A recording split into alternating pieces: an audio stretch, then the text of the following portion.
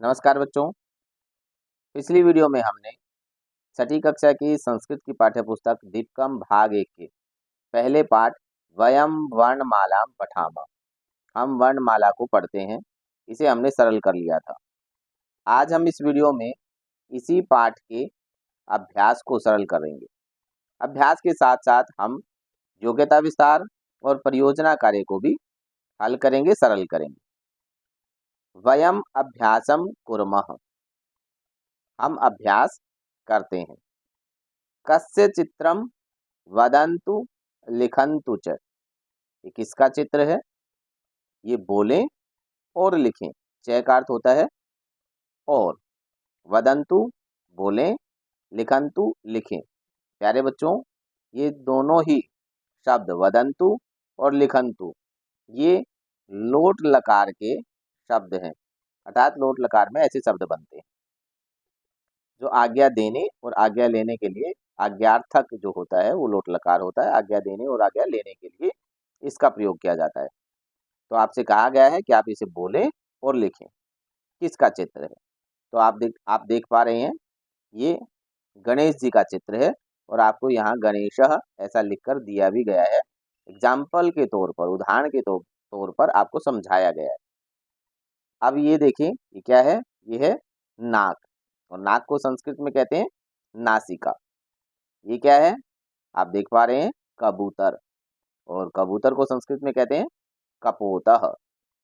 यह हमारे भारत का नक्शा है, चित्र है। तो भारत को संस्कृत में कहते हैं भारतम।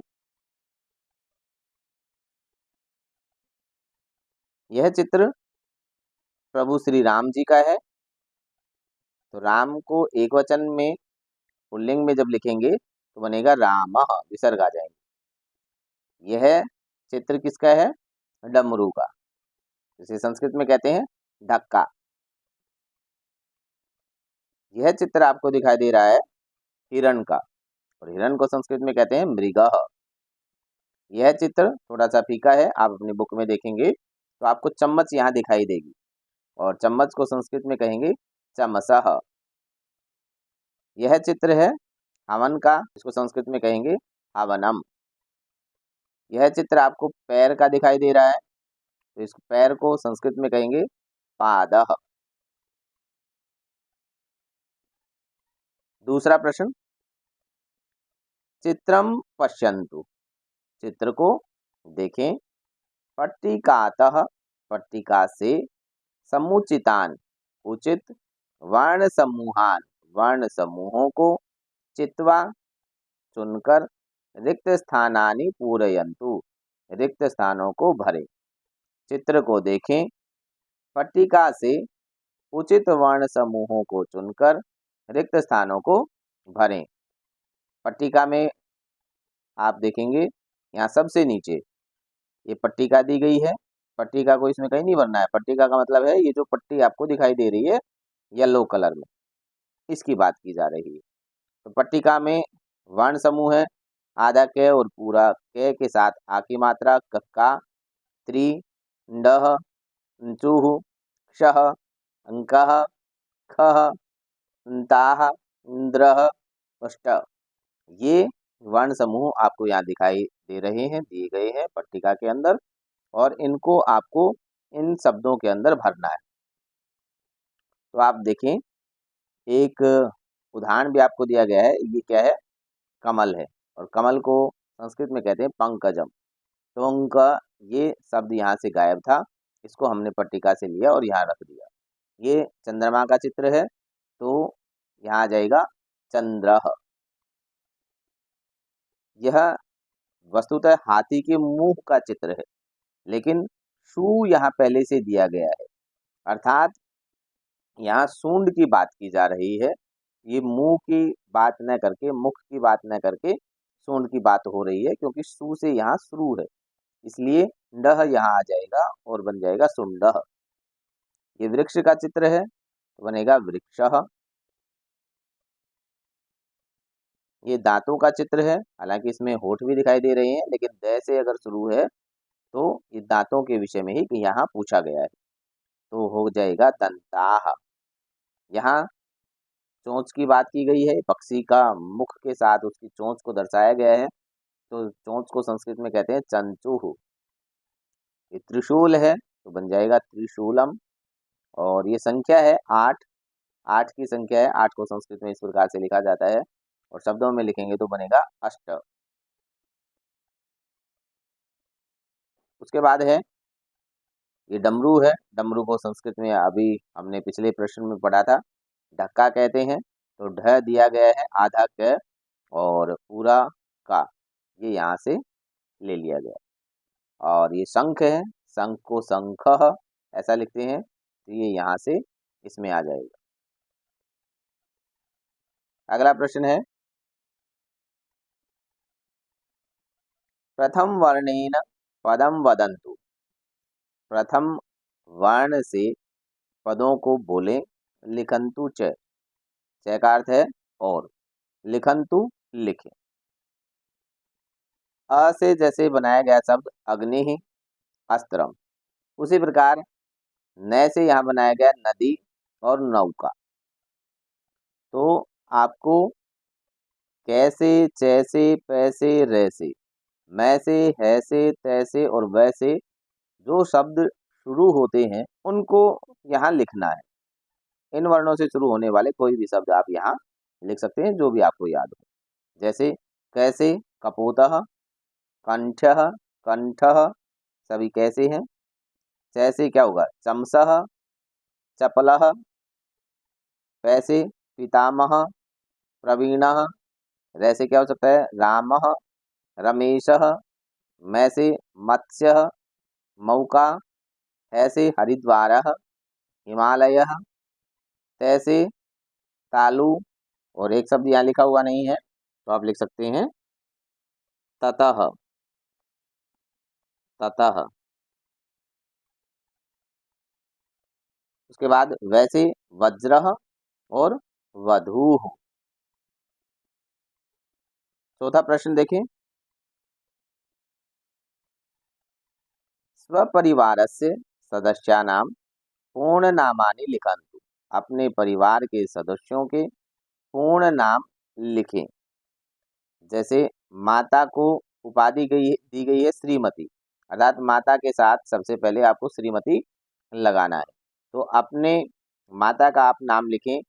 यहाँ लिखा है प्रथम नाम, अर्थात जो पहला नाम है, मध्य नाम अगर बीच का नाम भी हो, और अंत्य नाम या कुल का नाम जो अंतिम नाम हो, और बीच में अगर नहीं है तो आप इस प्रकार से खाली छोड़ सकते हैं। लेकिन अंत्य जो नाम है, बाद वाले जो नाम है, उनको बीच में नहीं रखना है। आप अपने अपने माता का, पिता का नाम लिखेंगे, जो परिवार के सदस्य हैं उनके नाम लिखेंगे। यहाँ पूछा किस किस का गया है, माता का, पिता का, भगिनी अर्थात बहन का, भ्राता भाई का, पितामही दादी का, पितामह दादा का, मातामही नानी का, और मातामह अर्थात नाना का नाम आपसे पूछा गया है। अपने अपने परिवार के सदस्यों के नाम आप इसमें लिखेंगे। पांचवा प्रश्न देखें, कक्षायाः शिक्षिकाणां शिक्षकाणां च पूर्णनामानि लिखन्तु। कक्षायाः कक्षा के, शिक्षिकाणां शिक्षकाणां च अर्थात और, शिक्षकों के और शिक्षिकाओं के पूर्ण पूरे नामानि नाम लिखन्तु लिखें। कक्षा के शिक्षक और शिक्षिकाओं के पूर्ण नाम अर्थात पूरे नाम लिखें। उपाधि जो भी हो उनकी, अगर उपाधि में कोई डॉक्टरेट किया हुआ है तो आप डॉक्टर लिखेंगे, अन्यथा आप जैसे माता पिता आदि के नाम में जो पुल्लिंग के लिए और स्त्रीलिंग के लिए अलग अलग जो उपाधियां दी गई हैं उनका आप इस्तेमाल कर सकते हैं। जैसे अगर कोई पुल्लिंग है तो आप श्रीमान, और स्त्रीलिंग है तो श्रीमती, इनका आप इस्तेमाल कर सकते हैं। ठीक है, अध्यापक के लिए श्रीमान, अध्यापिका के लिए श्रीमती। और जैसे मैंने अपने अध्यापक का नाम लिखा है डॉक्टर नगेंद्र नाथ झा। अब यहाँ देखिए मध्य नाम भी है, तो मध्य नाम अर्थात बीच का नाम बीच में लिखेंगे, अंत्य नाम अर्थात कुल का नाम गोत्र का नाम वो अंत में लिखेंगे, और प्रथम नाम जो पहला जो नाम है उसे आप पहले में लिखेंगे। इसी प्रकार से आप अपने कक्षा के सभी अध्यापक और अध्यापिकाओं को खाली स्थानों में लिखेंगे। जो भी अध्यापक अध्यापिकाएं आपको पढ़ाते हैं उनके आप यहाँ नाम लिखें। यहाँ भी यही बताया गया है कि मध्य नाम अस्ति चेद पूर्ण नाम लिखंतु, नास्ति चेद रिक्तम त्यजंतु। मध्य नाम अगर है तो पूर्ण नाम लिखें, नहीं है तो रिक्त छोड़ दें, खाली छोड़ दें। आगे कहा है केवलम प्रथम वर्णम न लिखंतु, केवल प्रथम वर्ण नहीं लिखना है, पूर्ण नाम लिखंतु, पूर्ण नाम लिखना है। जैसे नगेंद्र ये नाम है तो आप नग कर दें या नग कर दें या केवल न लिख दें, ऐसा नहीं करना है, पूरा नाम आपको लिखना है, ऐसा कहा गया है। अगला प्रश्न, अब आपसे कहा गया है कि मित्राणाम पूर्ण नामानि लिखंतु, अपने मित्रों के पूर्ण नाम अर्थात पूरे नाम लिखें। जैसे मैंने लिखा है प्रथम नाम रवि, मध्य नाम कुमार और अंत्य नाम गुप्ता। रवि में विसर्ग आएंगे, कुमार में विसर्ग आएंगे, हो जाएगा रवि कुमार गुप्ता।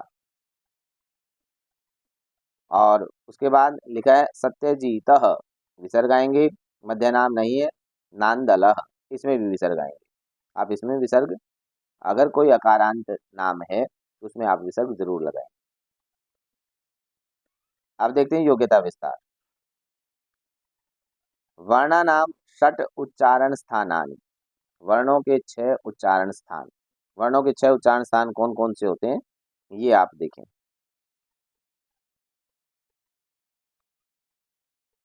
पहला है, यहाँ लिखा है कंठ, ये एक चित्र है, मानव मुख का प्रतीकात्मक चित्र है, और उसमें ये गले का भाग है कंठ।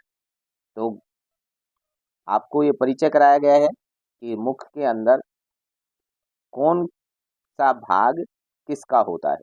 जैसे ये भाग गला है, यह जिह्वा है, और नंबर 2 तालू लिखा है। अब तालू को आप समझे, सबसे आगे ये क्या है, ओष्ठ अर्थात होठ, उसके बाद उससे आगे है दंतः दांत, उसके बाद है मूर्धा, दांतों से थोड़ा सा आगे का जो हिस्सा रहता है, मसूड़ों के ठीक साथ वाला, ऊपर वाला, इधर वाला, ये हिस्सा होगा मूर्धा। और उससे भी थोड़ा सा आगे तो यहाँ एकदम गला सा दिखाई देता है, अंदर जो छेद दिखाई देता है उससे ठीक पहले उसे कहेंगे तालु। और नाक को नासिका कहते हैं, ये आप जानते हैं। सबसे पहले आप देखो कंठ्यावरणा, अर्थात कंठ से बोले जाने वाले वर्ण, अ आ क ख ग घ और ग, ह और विसर्ग, ये सभी कंठ से बोले जाते हैं, तो इनका उच्चारण स्थान हो जाएगा कंठ। तालव्य वर्ण इ, ई, च, छ, ज, झ, ञ, य और ये वाला से, जिसे तालव्य से कहते हैं, ये सभी वर्ण जो है वो तालु से बोले जाते हैं। और तालु आपको पता है, अभी हमने देखा समझा पिछले चित्र में, कि अंतिम जो गला होता है उससे ठीक पहले का जो भाग है उसे तालु कहते हैं। तालु के बाद आप देखिए मूर्धन्य वर्ण। मूर्धन्य वर्ण कौन कौन से हैं, री, दीर्घ री, ट, ठ, ड, ढ, अण, र और मूर्धन्य से। जो इस प्रकार से जो स होता है, जिसे आपने प्राइमरी तक अगर पेट चीरा से, षटकोण वाला से, ऐसा भी जाना होगा, लेकिन अब से आप इसको बोलेंगे मूर्धन्य से, इसका नाम है मूर्धन्य से। ये सभी वर्ण मूर्धा से बोले जाते हैं। और मूर्धा कौन सा होता है, यहाँ जो तालु था, तालु से ठीक पहले और दांतों के ठीक बाद का जो हिस्सा होता है वो मूर्धा कहलाता है। उसके बाद है दंत्य वर्णा। दंत्य वर्ण कौन से हैं, लि, त, थ, द, ध, न, ल और स। यह वाला जो स है, पहले हमने ये श देखा था, इसका नाम था तालव्य श। उसके बाद हमने ये स देखा, उसका नाम था मूर्धन्य श। और अब हमने ये स देखा है, इसका नाम है दंत स। दंत स, ठीक है, ये दंत स है। इन सभी वर्णों का उच्चारण जो है दांतों से होता है। और दांत कहाँ होते हैं आप समझते हैं, आपने देखे हैं। और नहीं समझ में आता है कोई भी हिस्सा, तो आप अपने आप को शीशे के सामने खड़ा करें और तालु, मूर्धा आदि को पहचानने का प्रयास करें। फिर भी समझ में नहीं आता है तो आप कमेंट बॉक्स में लिखें, मैं समझाने का प्रयास करूंगा। अन्यथा आप अपने अध्यापक से एकदम रूबरू होकर सामने उनसे ये प्रश्न कर सकते हैं, वो आपको और भी अच्छे से समझा पाएंगे। इसके बाद है ओष्ठ्यावर्णा, अर्थात ओष्ठ से, होठों से बोले जाने वाले वर्ण कौन कौन से हैं। उ, दीर्घ उ, प, फ, ब, भ और म, ये सभी जो वर्ण हैं वो ओष्ठ से बोले जाते हैं। ओष्ठ अर्थात होठों से। अगले वर्ण है नासिक्य वर्ण। नासिक्य वर्ण कौन से हैं। अ के ऊपर जो ये बिंदु लगी हुई है, हमने पिछली वीडियो में इस बात को समझा था, जाना था कि इसका नाम है अनुस्वार। क्या नाम है इसका, अनुस्वार, ठीक है, इसे अनुस्वार कहते हैं। तो ये नासिक्य वर्ण है, अर्थात नाक से बोले जाने वाला ये वर्ण है। और नाक कौन सी होती है आप समझते हैं, जानते हैं। और कैसे पता चलेगा कि नाक से बोले जाने वाले हैं। अगर नाक को बंद करके आप इन वर्णों को बोलने का प्रयास करेंगे तो उच्चारण ठीक से स्पष्ट नहीं होगा। और स्पष्ट उच्चारण नहीं होगा तो इसका मतलब है कि नाक से ये बोले जाते हैं। तो नाक को हमें बंद नहीं करना होगा, नाक को खुला रखना होगा, तभी आप इसका उच्चारण कर पाएंगे। इसके बाद है द्विस्थानीय वर्णानाम उच्चारण स्थानानि। द्विस्थानीय, दो दो स्थानों के वर्णों का उच्चारण स्थान आपको जानना है। कंठ तालव्यौ वर्णौ, कंठ और तालु से बोले जाने वाले वर्ण वे कौन कौन से हैं। ए, आई, ये है कंठ तालु, क्योंकि ए जो बना है वो किससे मिलकर बना है, ए और ई से मिलकर बना है। ए का होता है कंठ और ई का होता है तालु। इसलिए ये दो वर्णों से मिलकर ए बना है, तो यह जिन वर्णों से मिलकर बना है उनका जो उच्चारण है वो इसका भी होगा। इसीलिए इन वर्णों का उच्चारण कंठ और तालु दोनों से होता है। आई किससे बना है, ए, अ और ए से, ठीक है। तो इसी प्रकार से ए का उच्चारण कंठ से होता है। और ए किससे मिलकर बना है, ए और ई से मिलकर बना है, अर्थात उसके अंदर तालु भी शामिल होता है। जब भी आपसे किसी प्रश्न में ऐसा पूछा जाता है तो कंठ और तालु दोनों इसका उत्तर लगाएंगे। अगर आपको कंफ्यूज करने के लिए, भ्रमित करने के लिए कंठ अलग से दे दें, उसके बाद तालु अलग से दे दें, और फिर तीसरी बार कंठ और तालु दोनों दे दें, तो कंठ और तालु जो दोनों दिया गया है उसको आप सही का निशान लगाएंगे। केवल कंठ को, केवल तालु को सही उत्तर नहीं मानेंगे। इधर देखिए, कंठोष्ठौ वर्णौ, कंठ और ओष्ठ से बोले जाने वाले वर्ण वो कौन से हैं, ओ और औ। ओ किससे बना है, ए और ऊ से। इसलिए ए का होता है कंठ उच्चारण स्थान और ऊ का होता है ओष्ठ। इसलिए ओ का उच्चारण हो गया कंठोष्ठ। औ कैसे बना है, ए और ओ से मिलकर बना है। तो ए तो कंठ है ही, और ओ कंठ और ओष्ठ दोनों से होता है। इसलिए ओ और औ का उच्चारण स्थान हो गया कंठोष्ठ। आगे देखें, स्वस्थानेन सह नासिक्या वर्णा, अपने स्थान के साथ नाक से बोले जाने वाले वर्ण वे कौन कौन से होते हैं। सभी वर्गों का पांचवा वर्ण, अर्थात अगर हम कवर्ग की बात कर रहे हैं तो कवर्ग में पांचवा वर्ण क्या है, ङ। अगर चवर्ग की बात कर रहे हैं तो चवर्ग का पांचवा वर्ण क्या है, ञ। च, छ, ज, झ, ञ, ये होता है। तो ये जितने भी अपने अपने वर्ग के, कवर्ग का, चवर्ग का, तवर्ग का, टवर्ग का और पवर्ग का, इन सबके जो पांचवें वर्ण हैं वो सारे के सारे अपने स्वस्थानेन, अपने स्थान के साथ साथ नाक से भी बोले जाते हैं। जैसे य, ये किससे बोला जाएगा? तालु और नासिका दोनों से। ठीक है। और ग, क ख ग घ ng, तो अकुह विसर्जनीय नाम कंठ, अर्थात कवर्ग का उच्चारण स्थान कंठ है, लेकिन ये नासिका से भी बोला जाता है, तो हो जाएगा कंठ और नासिका। अण टवर्ग का पांचवा वर्ण है, तो ये मूर्धा और नासिका दोनों से बोला जाएगा। ये न टवर्ग का पांचवा वर्ण है, त थ द ध न, और टवर्ग का उच्चारण स्थान होता है दांतों से, और नासिका भी न में बोला जाता है। मैंने बताया कि जब भी आपको किसी भी नासिक के वर्ण का, नासिका से बोले जाने वाले वर्ण का उच्चारण करके देखना है, तो नाक को बंद करें और फिर से खोलें, और दोनों बार उस उच्चारण को समझें, जानें और उसमें क्या अंतर है उसको भी पहचानने का प्रयास करें। मैं पवर्ग का पांचवा वर्ण है, और पवर्ग का उच्चारण स्थान ओष्ठ से होता है, और मैं की अगर बात करेंगे तो ओष्ठ और नासिका दोनों से इसका उच्चारण होगा। जब भी किसी प्रश्न में आपसे एमसीक्यू इत्यादि किसी प्रश्न में आपसे पूछा जाए और उसमें कंफ्यूज करने के लिए ओष्ठ भी दे दें, नासिका भी दे दें, इस प्रकार से भी करें, तो ध्यान रखें कि जितने भी वर्ग हैं, अर्थात पांचों वर्गों का पांचवा जो वर्ण है वो अपने वर्ग के साथ साथ नासिका से भी बोला जाता है। आगे देखें, दंतोष्ठ वर्ण, दांत और ओष्ठ से बोले जाने वाला वर्ण, वो केवल अकेला ऐसा वर्ण है जो दांत और ओष्ठ से बोला जाता है, और वो है व। इसमें बोलने के लिए दांतों का भी इस्तेमाल होता है और होठों का भी इस्तेमाल होता है, इसलिए इसका उच्चारण हो जाएगा दंतोष्ठ। सर्वेशाम एक स्थानीय वर्णानाम उच्चारण स्थानानि, सभी एक स्थानीय वर्णों के उच्चारण स्थान कौन कौन से, उसे आप समझें।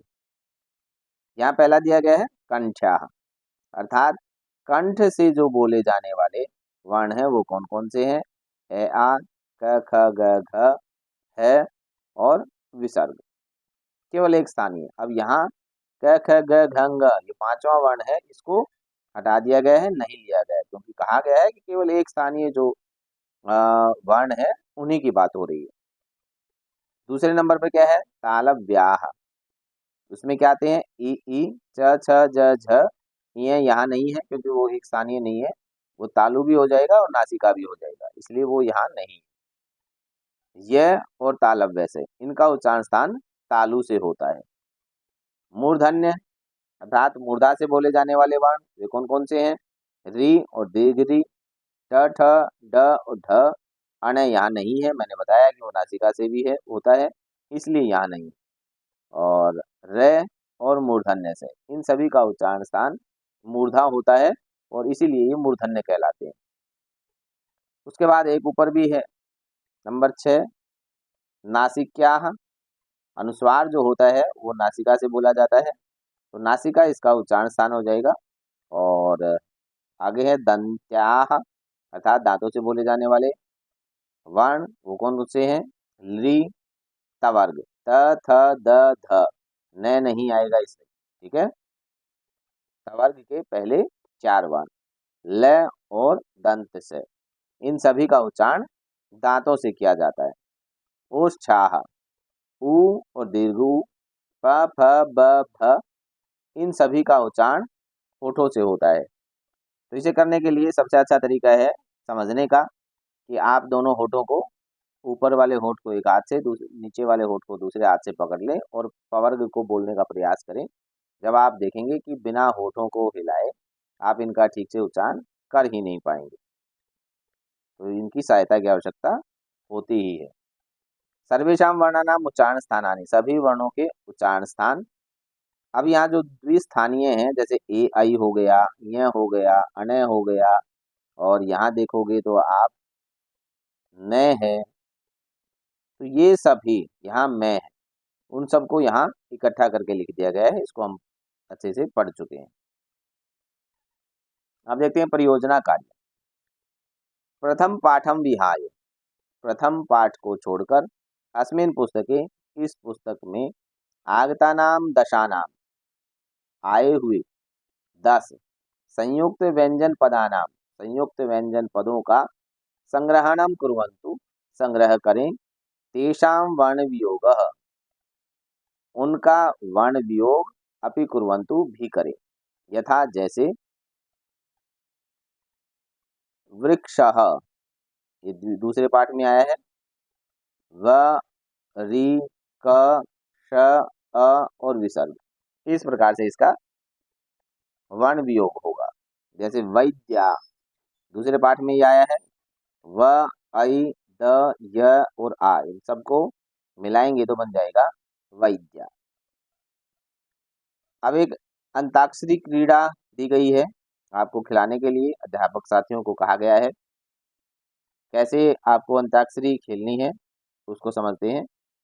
शिक्षिका शिक्षकः, अर्थात अध्यापिका और अध्यापक छात्रान समूह द्वयेन विभज्य, छात्रों को दो समूहों में बांटकर प्रथम गणस्य, पहले गण के, छात्राम छात्रम स्वनामधेयं वक्तुम निर्दिशति,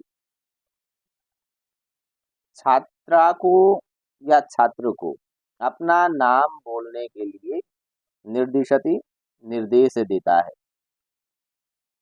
छात्रा छात्रः, अर्थात या छात्रा हो या छात्र हो, स्वनामधेयं वदति, अपने नाम को बोलता है।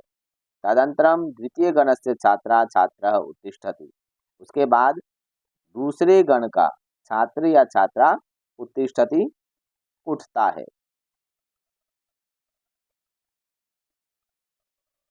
उक्तस्य नामधेयस्य, बोले गए नाम के, अंतिमम व्यंजन वर्णम, अंतिम व्यंजन वर्ण को, विसर्गातिरिक्तम, अर्थात जो विसर्ग से अतिरिक्त हो उन व्यंजन वर्णों को स्वीकृत स्वीकार करके, तेन वर्णेन आरभ्यमानम, उस वर्ण से आरंभ होने वाले, किंचिद नाम वदति, किसी नाम को बोलता है।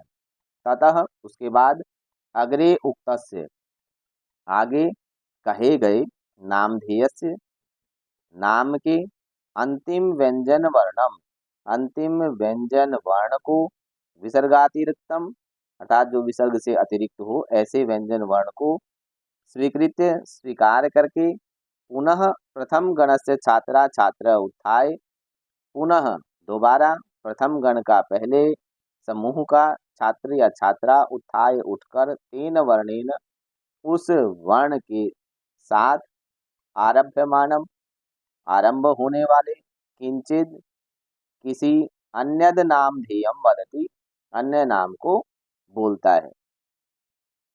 अनेन प्रकारेण, इस प्रकार से, क्रमशः, क्रम के साथ, क्रीड़ा प्रचलति, क्रीड़ा चलती है। अब उच्चारण स्थान को पक्षियों के द्वारा समझने का प्रयास करें।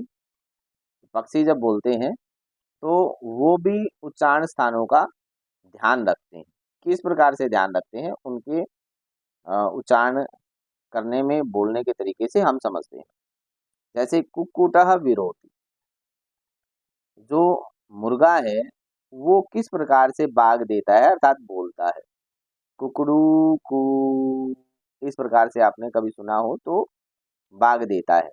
तो कुकड़ू कू में कू जो है उसमें हर्स्व ऊ है, एका मात्रा हर्स्व, ये हर्स्व की परिभाषा है कि एक मात्रा होती है हर्स्व की। एका मात्रा हर्स्व अर्थात एक मात्रा वाला हर्स्व होता है। द्वे मात्रे दीर्घ, जिसमें दो मात्रा का समय लगता है वो दीर्घ कहलाता है। जैसे ये ऊ जो है वो दीर्घ है, तो बोलेंगे इस ऊ को और इस ऊ को, तो ये हर्स्व को पहले बोलेंगे तो बोलेंगे ऊ, और दीर्घ को बोलेंगे तो ऊ, डबल हो जाएगा, दुगना समय। जैसे हर्षों को बोलने में जो समय लगता है अर्थात एक मात्रा का समय लगता है, तो दीर्घ को बोलने में दो मात्रा का समय लगेगा। और अगर किसी भी स्वर के बाद ये इस प्रकार का चिन्ह अर्थात तीन का ऐसे जो चिन्ह बनाया गया हो, उसे कहते हैं प्लुत। तीसरा मात्रा प्लुतः, तीन मात्रा का समय जहाँ लगता है उसे प्लुत कहते हैं। मुर्गा लास्ट में कहता है ना बोलने में, कुकड़ू कू, पूरा लंबा खींचता है, तो वो हो गया प्लुत स्वर। यानी कि मुर्गा उच्चारण स्थानों को अच्छे से जानता है। तो प्यारे बच्चों, हमें भी अच्छे से इन्हें पढ़ना है।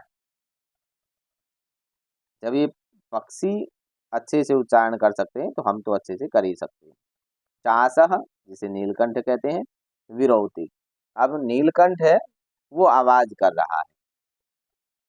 एका मात्रा हर्षव, एक मात्रा का समय जिसमें लगता है वो हर्षव कहलाता है। उसका उदाहरण है नीलकंठ की आवाज। वायसह अर्थात काकह विरोती, और कौवा वो कैसे करता है, द्वे मात्रे दीर्घ, काव काव ऐसे दीर्घ स्वर में बोलता है। इसलिए कौवे की जो आवाज है वो द्वे मात्रे दीर्घ, दो मात्रा का समय रखने वाले दीर्घ वर्ण की आवाज है। उसके बाद है सिखी मयूरः के काम करोति, मोर पक्षी प्लुत स्वर के भांति तीन मात्रा के समान ध्वनि करता है।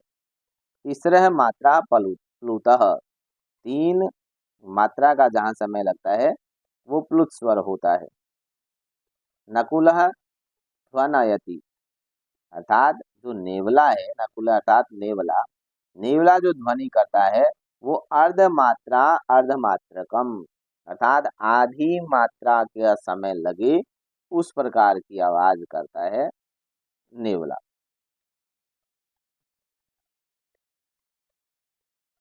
अब इस श्लोक को देखें, इससे आप और अच्छे से समझ पाएंगे। सासस्तु वदते मात्रां द्विमात्रां त्वमेव वायसः, शिखिरौति त्रिमात्रं तु नकुलस्त्वार्धमात्रकम्, अर्थात नीलकंठ जो पक्षी है एक मात्रम ध्वनि करोति, एक मात्रा की ध्वनि करता है। हर्स्व स्वर इव, हर्स्व स्वर की भांति के समान। वायसः काकः, कौवा पक्षी वो क्या करता है, द्विमात्रम ध्वनिम करोति, दो मात्रा की ध्वनि करता है। दीर्घ स्वर इव, दीर्घ स्वर की भांति दो मात्रा की ध्वनि करता है। उसके बाद क्या है, सिखी अर्थात मयूरः पक्षी, तो मोर किस प्रकार की ध्वनि करता है, त्रिमात्रम ध्वनिम करोति, तीन मात्रा की ध्वनि करता है, आवाज करता है। प्लुत स्वरः इव, प्लुत स्वर की भांति समान। नकुलः ये पशु है, ये अर्धमात्रम ध्वनिम करोति, आधी मात्रा की ध्वनि करता है। व्यंजनम इव, व्यंजन के समान। उच्चारण स्थानानाम पाणिनीय शिक्षा सूत्राणि, महर्षि पाणिनि ने एक पाणिनीय शिक्षा पुस्तक लिखी है, उसमें उच्चारण स्थानों को बहुत अच्छे से सूत्रों के द्वारा समझाया गया है, बताया गया है। उन्हें ही हम पढ़ने का प्रयास करते हैं। पहला है अकुह विसर्जनीयाः कंठ्याः, अर्थात अ ए आ कु का वर्ग है और विसर्ग, इनका उच्चारण स्थान कंठ से होता है। ए का अर्थ है ए और आ, क ख ग घ घ, ह और विसर्ग।